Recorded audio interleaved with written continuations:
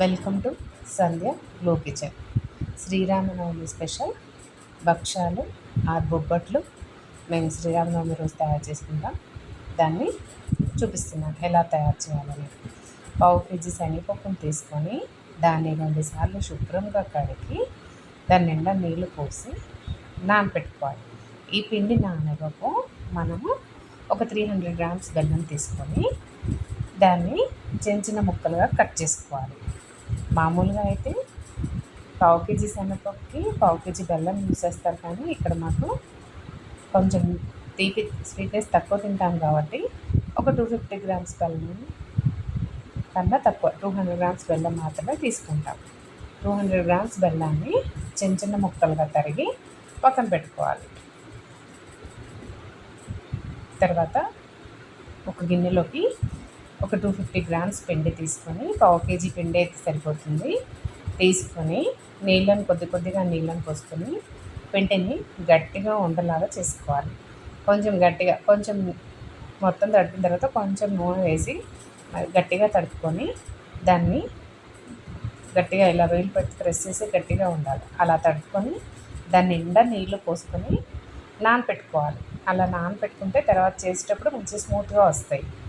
దాని నిండా నీళ్ళు పోసి నానబెట్టుకోవాలి. ఈ పిండి నానే లోపల స్టవ్ మీద పప్పు ఉడికించుకున్నాను. పప్పు పెట్టి ఆ పప్పు మీద తేట పిల్ల వస్తుంది. ఆ తేట అంతా తీసేసి పక్కన వేసుకొని పప్పుని మెత్తగా ఉడికించుకోవాలి. కొంచెం కూడా పలుకు ఉండకుండా ఇట్లా అంటే స్మూత్గా అయ్యేలా కొంచెం పలుకున్నా బాగోదు. పలుకు లేకుండా ఉడికించుకొని దాన్ని మిక్సీ జార్లో వేసి ఫైన్ పౌడర్ లాగా చేసుకోవాలి. ఇలా అంటే చూస్తున్నాగా వీడియోలో అలా అయిపోయిన తర్వాత మిక్సీలో వేసుకొని ఇలా ఫైన్ పౌడర్ లాగా చేసుకోవాలి. ఈ పౌడర్ చేసి పక్కన పెట్టుకొని ఈలోపు స్టవ్ మీద కడాయి పెట్టి బెల్లం తురుము వేసి అందులో కొంచెం నీళ్ళు పోయాలి. 1/2 గ్లాస్ పోసి దాన్ని కొంచెం కలుపుతూ కరిగించుకోవాలి. ఈ బెల్లం కరగడానికి టైం పడుతుంది. ఈ బెల్లం కరిగేలోపు మనం నానపెట్టుకున్న పిండిని తీసి అది ఒక వేరే బౌల్లోకి ట్రాన్స్ఫర్ చేసుకొని దాన్ని కొంచెం మెత్తగా మెదుపుకోవాలి. ఎలా అంటే కొంచెం చేతికి అలా అంటుకుంటుంది, కానీ కాసేపు బాగా మెత్తగా మెదిపిన తర్వాత కొంచెం ఆయిల్ వేసుకొని ఇంకా కొంచెం బాగా మెత్తగా చేసుకొని ఒక పక్కన పెట్టుకోవాలి. మంచి మెత్తగా పిండిని తడుపుకోవాలి. చాలాసేపు ఇలా ఏమంటారు దాన్ని ఇలా బాగా మెదిపి కొంచెం ఆయిల్ వేసి పక్కన పెట్టుకోవాలి. ఈ లోపల బెల్లం కరిగి కొంచెం ఇలా బెల్లం కరిగిన తర్వాత ఇలా పొంగు వస్తుంది కదా, పొంగు వచ్చేంత వరకు ఉంచుకోవాలి. ఒక పొంగు అంటారు వీడియోలో చూపిస్తున్నట్టుగా ఇలా మంచిగా ఒక పొంగు రావాలి. ఇలా పొంగు వచ్చిన తర్వాత మనం మిక్సీ పట్టుకున్న పప్పుని అందులో వేసేసుకోవాలి. మొత్తం వేసేసుకొని మంచిగా కలుపుకోవాలి.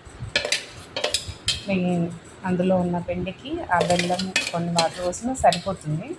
వేసి బాగా మంచిగా కలుపుకోవాలి. కడాయికి అంటుకోకుండా ఉండడానికి మధ్య మధ్యలో కొంచెంగా నెయ్యి వేస్తూ మంచిగా మీరు ఇక్కడ అవసరం అంటే ఇలాచీ కానీ డ్రై ఫ్రూట్స్ కానీ ఏమైనా వేసుకోవచ్చు. మేము ఇలా ప్లెయిన్గానే చేసుకుంటాం. కొంచెంగా నెయ్యి వేసుకొని మంచిగా బాగా దగ్గరికి కలుపుకోవాలి. ఇలా చేసిన తర్వాత దాన్ని ఉండలుగా చేసి అన్నీ ఒక ప్లేట్లో పెట్టుకోవాలి.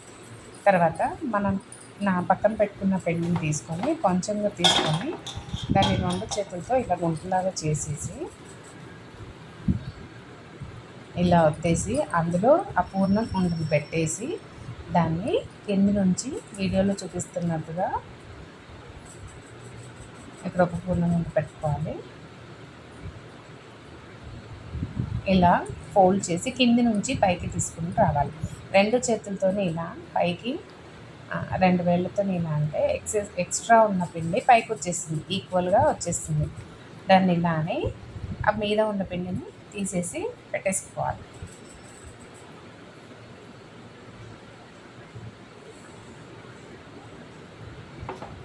మంచిగా క్లోజ్ చేసి కవర్ చేసి పెట్టి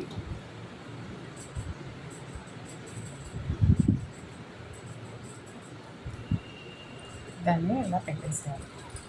తర్వాత లాస్ట్లో ఒకటి ఉంది, అది కూడా ఇంకొకసారి చూపిస్తాను ఎలా చేయాలనేది. చేసి అందులో పెట్టి కింది నుంచి అయితే సరిపోతుంది. దాన్ని కవర్ అంతా పిండి మిగిలింది ఇప్పుడు ఒక ఉండలు తీసుకొని కవర్కి ఆయిల్ రాసి దాని మీద పెట్టి కొంచెం ఇలా ప్రెస్ చేసి మీద కవర్ వేసి మీద ఇలా మంచిగా బయటికి రాకుండా కవర్ వేసేసి చేత్తోని ఇలా అదమడమే అదిమేస్తే నీట్గా రౌండ్గా వచ్చేస్తుంది మనకి. దానికి ఇంకేం ఉండదు, ఈజీ. ఇంకొక ఉండలు తొందరగా అయిపోతాయి. దీని తర్వాత మెల్లగా అన్ని వైపులా సమానంగా వచ్చేలాగా ఈక్వల్గా చేసేయాలి. మీరు ఒకవేళ చేత్తో రాని వాళ్ళు కూడా దీన్ని ఈజీగా మీ దగ్గర పూరీ ప్రెస్ ఉంటుంది కదా, పూరీ ప్రెస్లో పెట్టి కూడా ఒత్తేసుకోవచ్చు. మంచిగానే వస్తాయి. కొంచెం అటు ఇటు తిప్పుకుంటూ ఒకసారి ముందుకి ఒకసారి వెనక్కి ఇలా జరిపేసి కొంచెం వెనక్కి జరిపి కొంచెం పెట్టి ఇలా ఒత్తేస్తే వచ్చేస్తాయి. మీకు పలుచగా కావాలంటే వచ్చేసిన తర్వాత పైన పెట్టుకొని కొంచెం నూనె వేసి దాన్ని వేసి రెండు వైపులా నెయ్యి ఆర్ నూనె ఏదైనా వేసి కాల్చుకోవచ్చు. నేనైతే మాత్రం కొంచెం నూనె వేస్తాను, కొంచెంగా నూనె వేస్తాను 2 సార్లు. కొంచెం కాలిన తర్వాత కొంచెం నూనె వేసి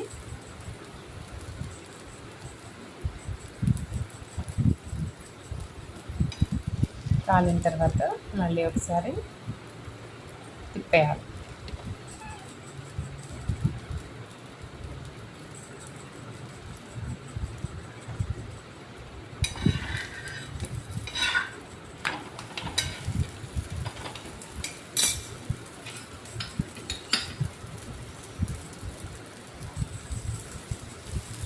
ఇలా తిప్పేసిన తర్వాత మళ్ళీ కొంచెం ఆయిల్ మళ్ళీ ఒకసారి వేసుకుంటే స్పెషల్ వడపప్పు, పులిహోర, పానకం, బొబ్బట్లు రెడీ.